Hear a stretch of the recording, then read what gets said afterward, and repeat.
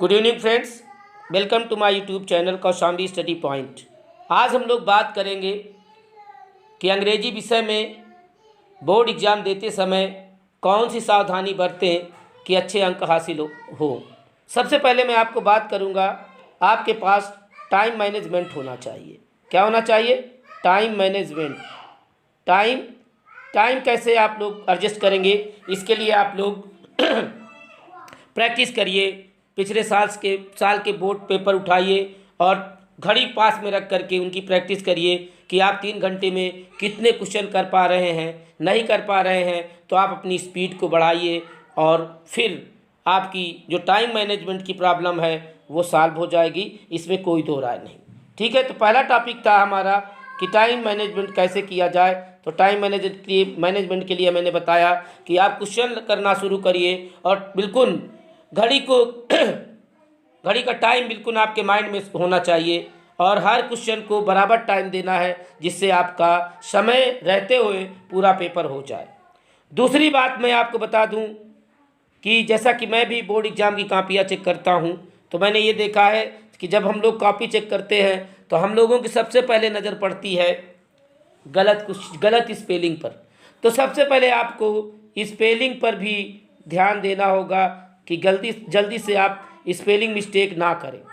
Spelling mistake मैंने बताया कि टीचर की सबसे पहली नज़र गलत पर पड़ती है, क्योंकि पूरा क्वेश्चन पढ़ने का समय किसी टीचर के पास, किसी एग्जामिनर के पास नहीं होता है।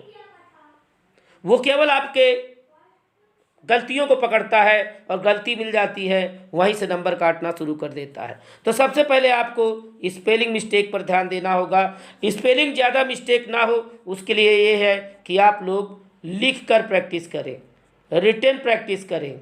क्लियर? आप लोग लिख के प्रैक्टिस करेंगे तो इससे आपके कई लाभ होंगे। पहली बात तो आपकी स्पेलिंग मिस्टेक नहीं होगी और दूसरी बात आपकी ये है कि आपकी राइटिंग भी इम्प्रूव होगी। और तीसरी बात ये है, जब आप लिख के प्रैक्टिस करेंगे तो लिखने का अभ्यास होगा, आपकी स्पीड भी नॉर्मल रहेगी। आप बोर्ड एग्जाम में टाइम वाला बांड जो है, टाइम वाली प्रॉब्लम जो है वो समाप्त हो जाएगी। तो सबसे पहले स्पेलिंग मिस्टेक पर विशेष ध्यान देना है। स्पेलिंग जैसे कोई शब्द आप याद किए हैं और वो शब्द आपको याद नहीं, उसकी स्पेलिंग नहीं याद आ रही है, तो कोशिश करिए उसकी सिनोनिम लिख दीजिए, उसकी पर्यायवाची लिख दीजिए। क्लियर? ज़्यादा कठिन शब्दों का उपयोग ना करें जिससे आप गलती करें स्पेलिंग में। जब कठिन शब्द होंगे तो स्पेलिंग मिस्टेक होगी, इसलिए जितना कोशिश हो सके, अगर तैयार कर सकते हैं तो अच्छी बात है, नहीं तैयार कर पा रहे हैं तो उस शब्द की सिनोनिम तैयार कर लीजिए, जिससे आपकी स्पेलिंग मिस्टेक अपने आप समाप्त हो जाएगी। तो आप लोग देखें टाइम मैनेजमेंट, फिर स्पेलिंग मिस्टेक मैंने बताया, लिख के आप प्रैक्टिस करिए, फिर आपकी जो स्पेलिंग मिस्टेक है वो अपने आप कम हो जाएगी, इसमें कोई दो राय नहीं है। क्लियर? अब हम लोग तीसरी बात अगर करें तो तीसरी बात है हमारी कि तीसरी बात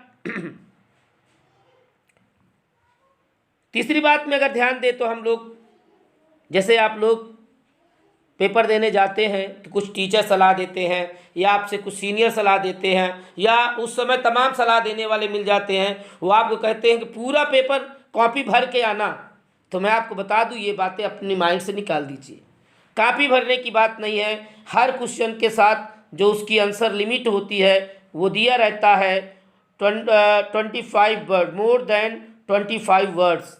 ठीक है, तो ध्यान रखिए, आपको 25 मोर देन माने कह रहा है कि not more than, clear, not more than 25 word. 25 शब्द से ज़्यादा ना हो, या 30 शब्द से 25 या 30 शब्द जो भी लिखा रहता है इससे ज़्यादा नहीं होने चाहिए। इसका मतलब ये है कि आप उनके अंदर रह करके अपना आंसर लिख सकते हैं। तो ये जो लोग बताते हैं कि कॉपी भरना है, इसके चक्कर मत पड़िए। आपको केवल सटीक आंसर देना है, फिर वो 15 शब्द का हो, 20 शब्द का हो, कोई मायने नहीं रखता। क्लियर? तो आपका जो शॉर्ट टाइप आंसर है वो 25 से 30 शब्द का होगा। जो लॉन्ग आंसर होते हैं, लॉन्ग आंसर अगर हम हाई स्कूल की बात करें, हाई स्कूल में 60 word, not more than 60 words, not more than 60 word, मतलब लॉन्ग टाइप आपका हाई स्कूल में 60 शब्द से ज़्यादा नहीं होने चाहिए, उसके अंदर ही आपको लिखना होगा। तो मैं आपको बता दूं, जो क्वेश्चन पूछे, जितना क्वेश्चन पूछे उतना ही जवाब दीजिए। ज़्यादा लिखने की कोशिश करेंगे तो आपको दिक्कत हो सकती है। तो आपको क्या क्या दिक्कत हो सकती है?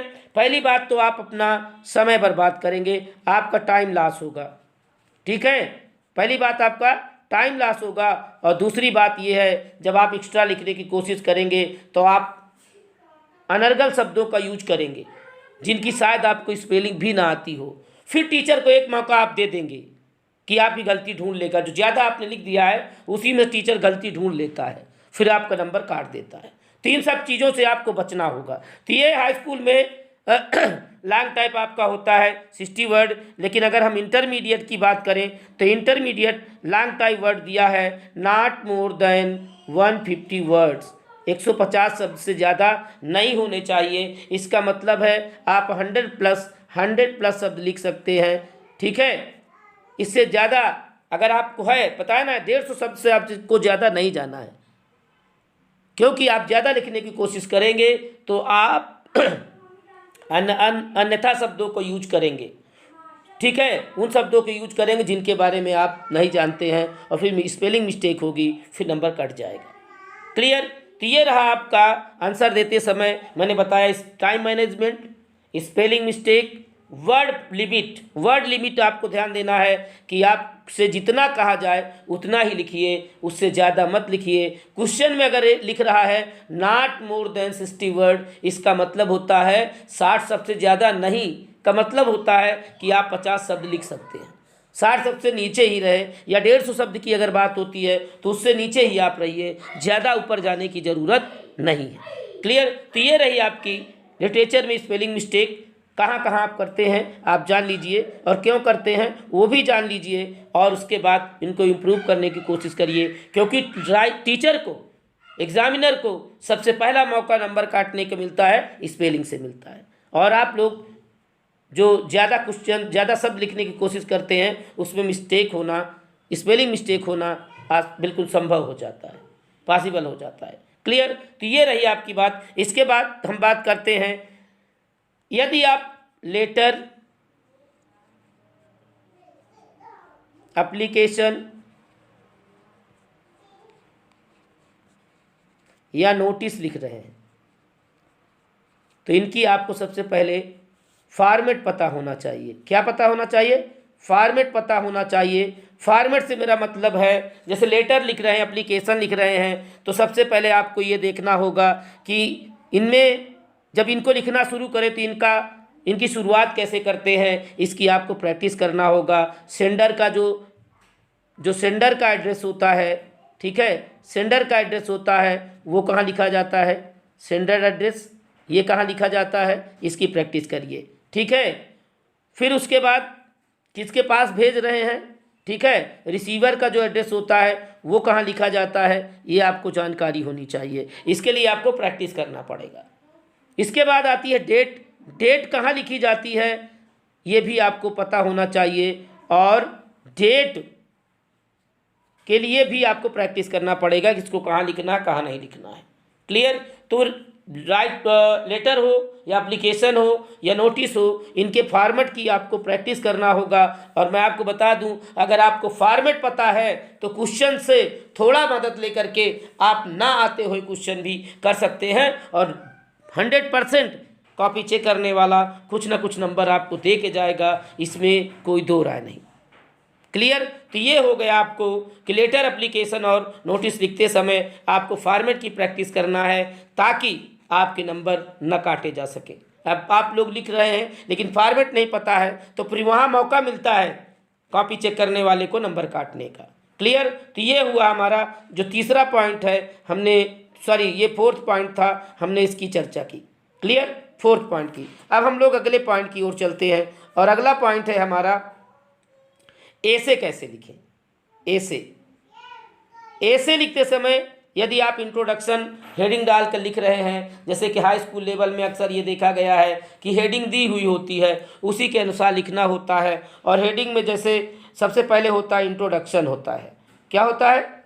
इंट्रोडक्शन होता है। और इंट्रोडक्शन लिखते समय सपोज दैट आप माई मदर पर लिख रहे हैं, ठीक है, किस पर लिख रहे हैं? माई मदर पर लिख रहे हैं, तो आपको इंट्रोडक्शन में कुछ कोटेशन का प्रयोग करना होगा, क्योंकि पूरा ऐसे पढ़ने का टाइम कॉपी चेक करने के पास नहीं होता, चेक करने वाले के पास। रीज़न ये है कि उसके पास कई कापियाँ होती हैं और उन सबको समय रहते हुए चेक करना होता है, तो वो थोड़ा जल्दबाजी करता है।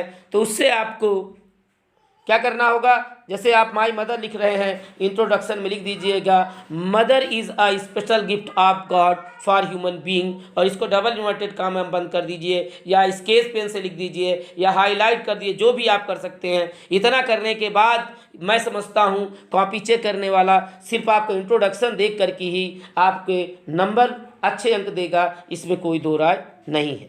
इसके बाद मैं एक चीज़ और आपको बता दूँ कि जब आप लिख रहे हैं, चाहे ऐसे लिख रहे हों, चाहे लॉन्ग टाइप क्वेश्चन आंसर लिख रहे हों या और भी चीज़ें लिख रहे हों, तो उनको आप लोगों को जब भी आप कापी लिखना शुरू करें, सपोज दैट कापी आपने शुरू की और आपको पहला क्वेश्चन नहीं आता, दूसरा क्वेश्चन नहीं आता, तीसरा क्वेश्चन नहीं आता, सीधे चौथा क्वेश्चन आता है, तो आप जब fourth number question, suppose that आप अपना आंसर शुरू करते हैं फोर्थ नंबर से, तो फोर्थ नंबर में मान लीजिए ए है, बी है और सी है, 3 सेक्शन में ये बटा होता है।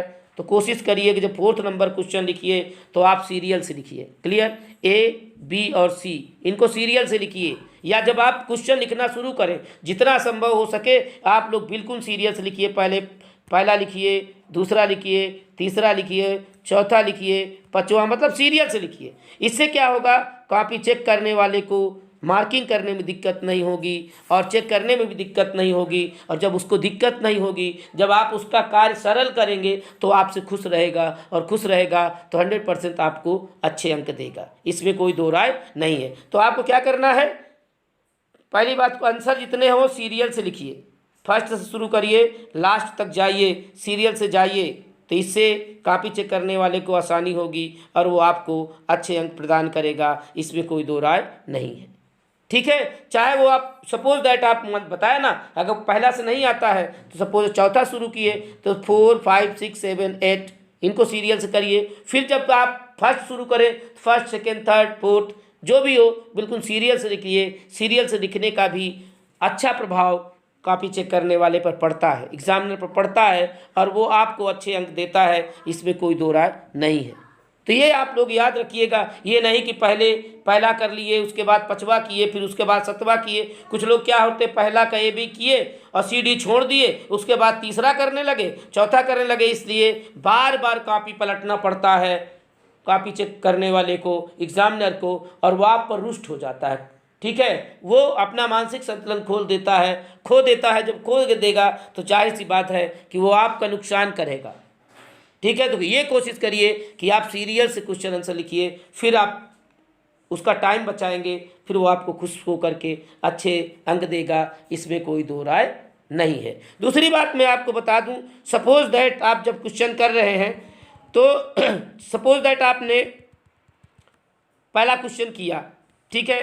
पहला क्वेश्चन किया, पहला में ए था, बी था, सी था, डी था, या और ई जो भी हो आपने किया।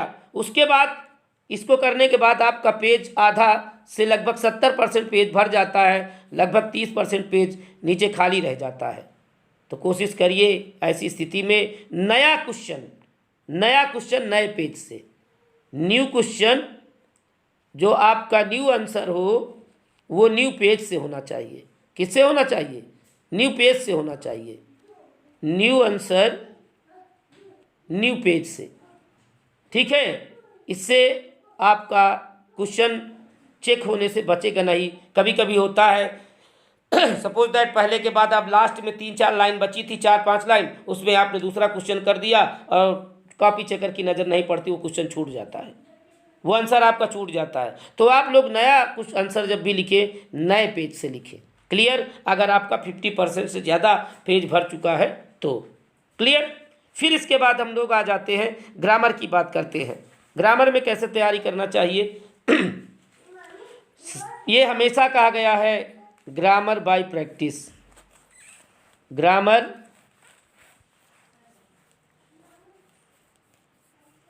बाय प्रैक्टिस, ठीक है भैया? ग्रामर में जितनी प्रैक्टिस करेंगे ग्रामर की तैयारी उतनी ही अच्छी होगी। फिर ग्रामर में चाहे वो हाई स्कूल लेवल का हो चाहे इंटरमीडिएट लेवल का हो। ग्रामर तो ग्रामर होती है, ग्रामर में जितनी प्रैक्टिस करेंगे उतनी ही आपकी तैयारी होगी। फिर चाहे नरेशन हो, पैसिव वॉइस हो, चेंज ऑफ सेंटेंसेज हो। हाई स्कूल में चेंज ऑफ सेंटेंसेज आता है और इंटरमीडिएट में ट्रांसफॉर्मेशन आता है।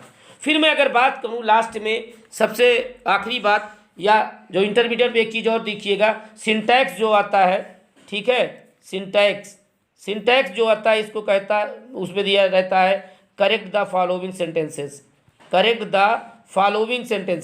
करेक्ट करने के लिए सेंटेंस आता है। इन सब की खूब प्रैक्टिस कर लीजिए। हाई स्कूल में क्या क्या आता है, चेंज ऑफ टेंसेज आता है, पैसिव वॉइस आता है, नरेशन आता है, कंप्लीट द सेंटेंस आता है, फिल इन द ब्लैंक आता है जिसमें वर्ब भरनी होती है, प्रीपोजिशन भरनी होती है। इन सारी चीज़ों की आपको बढ़िया सी प्रैक्टिस करनी होगी। और आप लोग मेरा सपोर्ट करते रहिए, मेरे चैनल को ग्रो कराइए, और मैं आपको हर ग्रामर के हर टॉपिक की प्रैक्टिस करवाऊंगा। लिटरेचर पर मैं आपको प्रैक्टिस सेट दूंगा, इसमें कोई दो राय नहीं है। अगली बात हम अगर करें तो अगली बात आती है जो सबसे इम्पॉर्टेंट बात है, वो है ट्रांसलेशन की।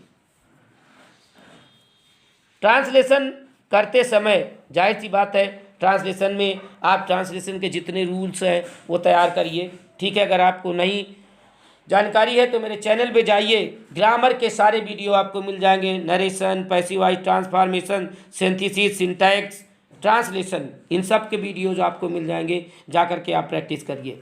ट्रांसलेशन करते समय आप लोग ये ध्यान दिया करिए कि ट्रांसलेशन में आप पूरा पैराग्राफ देखकर घबराया मत करिए। पूरे पैराग्राफ देखकर जब आप उबेंगे तो दिक्कत होगी। तो आप क्या करिए, एक एक सेंटेंस को अलग अलग करिए और ध्यान दीजिए। एक सेंटेंस उठाइए और देखिए कि ये किस टेंस का है। फिर टेंस के बाद सबसे पहले आप सब्जेक्ट देखिए, फिर वर्ब देखिए, फिर ऑब्जेक्ट देखिए, फिर जो अन्य चीज़ें बचती हैं उनको अंत में रखिए। ट्रांसलेशन करते समय भी आप लोग बहुत हार्ड वर्ड्स का इस्तेमाल ना करें, डिफरेंट या डिफ़िकल्ट स्पेलिंग वाले शब्दों का उपयोग ना करें, ये आपका नुकसान करेंगे। क्योंकि जब आप कठिन शब्दों के यूज करेंगे तो स्पेलिंग मिस्टेक होगी, और स्पेलिंग मिस्टेक पर फिर कॉपी चेक करने वाले को मौका मिल जाता है आपका नंबर काटने का। तो ट्रांसलेशन जो भी आए, जो भी पैराग्राफ आता है, कुछ आता है, इनको आप सीरियल से एक एक सेंटेंस को तोड़ करके उनमें ये तीन चीज़ें सब्जेक्ट, वर्ब और ऑब्जेक्ट अलग कर लीजिए। इसके बाद फिर आप ट्रांसलेशन करिए, फिर आपको दिक्कत नहीं होगी। क्लियर?